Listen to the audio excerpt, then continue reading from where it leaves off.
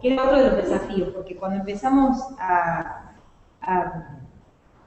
querer analizar el cuento y buscar una teoría desde donde posicionarnos para poder analizarlo, nos dimos cuenta que el trascendentalismo norteamericano nos venía como anillo al dedo. Hawthorne se formó en contacto con los trascendentalistas, estaba casado con un artista trascendentalista, era vecino de Emerson, comía con los trascendentalistas, no podía dejar de impregnarse de ese espíritu, pero él nunca fue un trascendentalista nato. Entonces nuestro desafío era poder probar que en el cuento, quizás a pesar de sí mismo,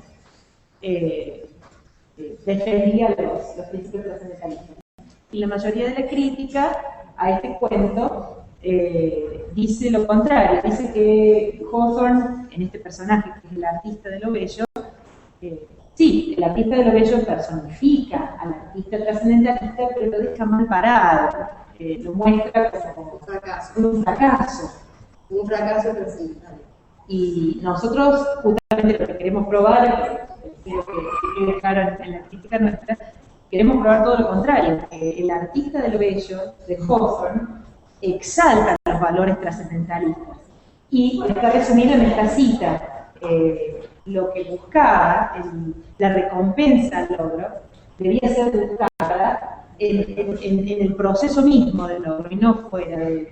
De hecho, terminamos, yo menciono, a ver si podemos decir esto, que es en realidad Hawthorne escribe el arte de lo bello y crea a este personaje como una indiscutible apología de los principios trascendentalistas, que por ejemplo la autodeterminación, la exaltación de la libertad del individuo en desarrollar su destino y resistir a las normas dadas y al orden dado y la autodeterminación. Así que estos eran, podemos resumir, como los principales principios del trascendentalismo.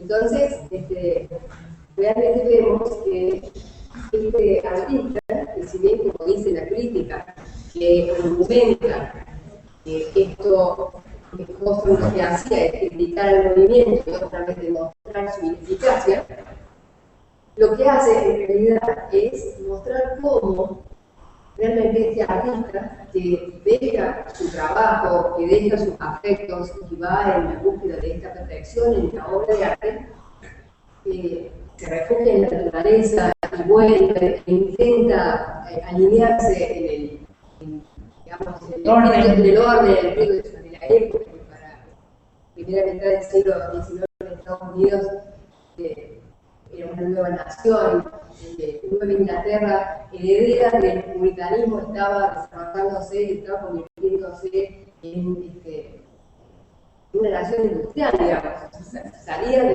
su actividad agrícola para recibir al industrialismo y con él el utilitarismo y el materialismo de la época.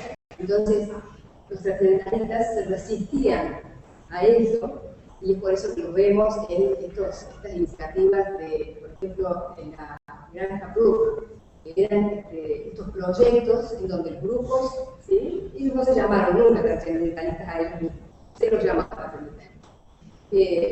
Se apartaban y entonces estudiaban y se dedicaban, estaban en contacto con la naturaleza, seguían el proyecto Brook, lo hemos leído y no tenemos tiempo para trabajar, pero era todo un proyecto para demostrar que podían seguir estando en contacto con la naturaleza y no dedicarse al 100% al materialismo y al utilitarismo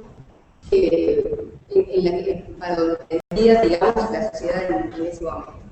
Entonces, volviendo al cuento de Hawthorne, este artista en realidad abandona su trabajo y se resiste a veces con éxito, a veces sin éxito a los lineamientos de su sociedad, de su época, pero finalmente él, con consigue la No obra vamos a de arte. decir cómo, si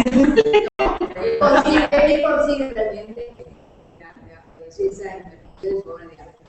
Pero, y en este sentido, este es un elemento que a nosotros nos ayuda en este argumento que tenemos para decir que la obra es en realidad una apología del principio representanista, y es, por ejemplo, el nombre que Hawthorne le da a su artista.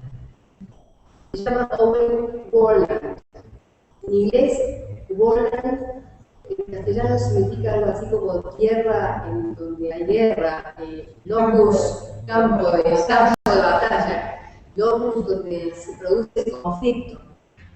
Con esto Hawthorne quiere decir que en su interior es donde el artista va a lograr su obra de arte mayor. En realidad, la representación de los logros interiores que este artista consigue en esta búsqueda individual, personalísima, él la representa en su obra de arte perfecta.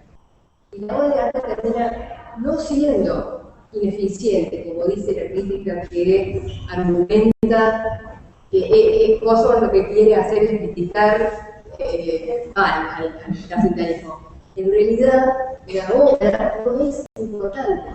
Esta materialidad de los logros espirituales del hombre no son importantes. El logro está en el interior, el logro es el individuo mismo. Y todo esto para demostrar que toda esta materialidad en la que se estaba haciendo hincapié en ese momento no era lo que realmente importaba. ¿Sí?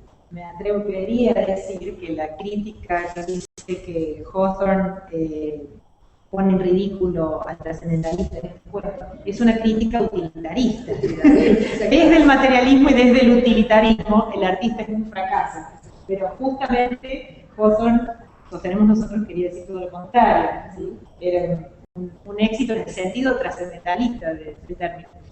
Y también vemos ahí la vigencia del mensaje en cuanto nos sigue interpelando hoy, en lo que son los valores de la sociedad de hoy, lo que se persigue y a qué se le da importancia.